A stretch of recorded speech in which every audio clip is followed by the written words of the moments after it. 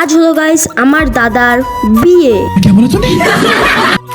হ্যাঁ গাইস, তার জন্য সকাল সকাল ঘুম থেকে ওঠার পর ব্রাশ করে আমি বেরিয়েছিলাম ভিডিও করার উদ্দেশ্যেই, কিন্তু ভুলবশত নাকটা জামার মধ্যে ঠেকে গেল।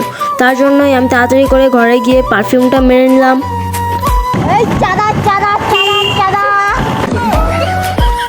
আর গাইজ আমরা গিয়েছিলাম ভিডিও করতে ঠিক এই জায়গাটাতে, আর আমি এখন ভিডিও শেষ করে বাইরের দিকে যাচ্ছিলাম।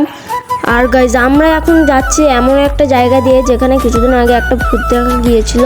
তারপর আমি বাড়িতে এসে স্নান করে বেরিয়ে গেলাম দাদার বিয়ের উদ্দেশ্যে, কিন্তু দেখলাম যে এটা তো টিচারদের সাজানো।